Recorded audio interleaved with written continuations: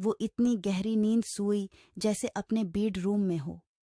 उसकी आंख खुली तो कमरे में कोई नहीं था। फ्रेश होने के बाद वो कमरे से बाहर आई। घर में बहुत से अफराद की मौजूदगी के आसार नजर आ रहे थे। वो किचन में आ गई।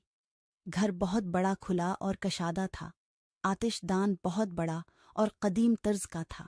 लाउंज के एक तरफ किचन और दूसरी तरफ हाल नमा किशादा कमरा था। हाल के साथ ही आगे पीछे 2 कमरे बने थे, जिनमें से एक में वो सूई थी। ये लें, आप नाश्ता करें। उसके किचन में आते ही जन्नत ने ट्रे टेबल पर रखी। सनके हुई टॉस, आमलेट और जाम था। चाय पेवगी या काफी? वो पूछ रही थी। सारा किचन अल्टा पल्टा था। इस्तेमाल शुदा बर्तनों का एक ढेर जमा था। जन्नत तेजी से काम समेटने की कोशिश कर रही थी। जन्नत की शक्ल से ही लग रहा था कि वो बहुत थक चुकी है। मैं नाश्ता करके मदद करवाती हूँ, इसने पेशकश की। शुक्रिया बीबी। वो साथ वाली एक कुर्सी पर ढे गई। 25 लोगों को नाश्ता करवाया है? और लोग आए थे रात? वो हैरान हुई। लड़के थे काफी सारे, नाश्ता करके चले गए। लाउंज में सोए थे रात को। रास्ता खुल गया। हरा खुश हुई। नहीं, अभी नहीं, बाहर निकलकर तो देखें कितनी बर्फबारी हुई। अच्छा, मकामी लोग जितना कर सकते हैं करते हैं। सड़क के ऊपर पहाड़ी पर मेरी बहन का घर है। कुछ लोग वहां उसके घर में भी हैं। पिछली बार एक नौमलूद ठंड से मर गया था। हमें बहुत दुख हुआ। आवा, हरा को दुख हुआ।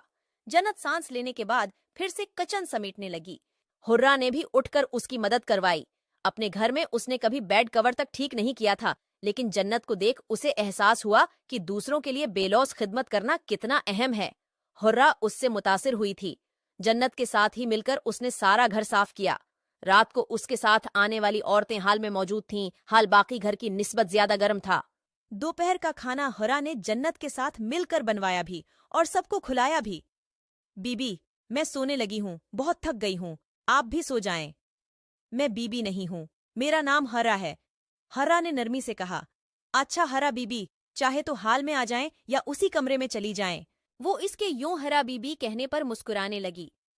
नमल मुआज वगैरह से तफसीली बात करने के बाद वो फरेश हो गई। कमर का दर्द भी ठीक था। कमरे का बीरूनी दरवाजा खोलकर वो घर के पछली तरफ आ गई। बाहर में यकीना ये घर के लान का खूबसूरत मंजर पेश करता होगा। बर्फ से ढका लान बहुत बड़ा था। बाहर का मंजर देखकर हर्रा ने एक लंबी सांस ली। बर्फ पर कदम जमा जमा कर चलने के बावजूद वो 2 बार फिसल चुकी थी। जितने दिनों से वो यहाँ थे, वो सबसे ज्यादा फसली थी। पहले तो सब उसे उठा भी लेते थे, फिर उसके गिरने पर हंसते हुए आगे बढ़ जाते थे। तीसरी बार वो फसली तो 10 फुट तक फिसलती ही चली गई। वो ऊपर से नीचे की तरफ जा रही थी। खुद को फिसलने से रोकने के लिए उसने बर्फ को गिरफ्त में लेने की कोशिश की, मगर नाकाम रही और धड़म से एक गड्ढे में जा गिरी। इतने तकलीफदा अंदाज में गिरने पर उसकी अच्छी खासी चीख निकल गई। उसका सांस बरी तरह से उखड़ा हुआ था। गिरकर संभलते ही उसने उर्द-गिर्द का जायजा लिया। बर्फ से भरने के बाद गड्ढा 8 फुट गहरा था। उछलकर उसने गड्ढे से बाहर देखना चाहा, मगर नाकाम किनारे को पकड़कर ऊपर उठने की कोशिश करने लगी, वो भी नाकाम। उसकी गिरफ्त किनारों पर मौजूद बर्फ पर जम ही नहीं रही थी। एक बार वो गड्ढे से तकरीबन आधी ऊपर आ चुकी थी कि फिर नीचे। उसी लम्हे उसने कुछ फासले पर किसी को देखा। शायद नजर का धोखा था।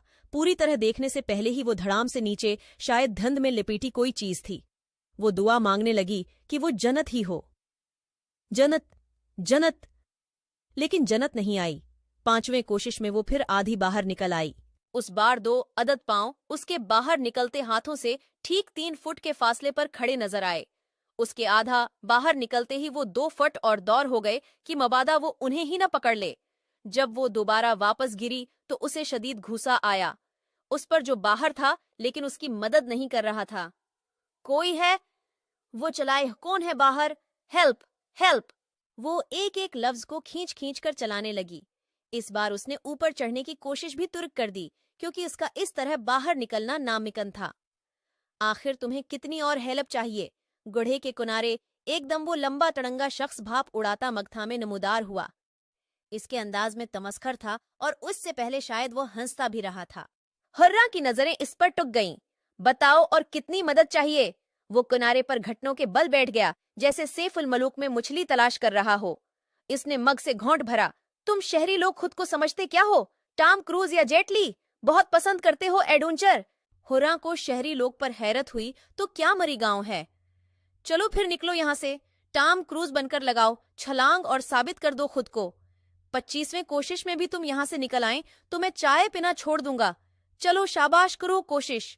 वो उसे पचकारने लगा और साथ ही उठकर 2 कदम पीछे जाकर खड़ा हो गया। शट अप हरा, इतना ही बर्दाश्त कर सकती थी बस।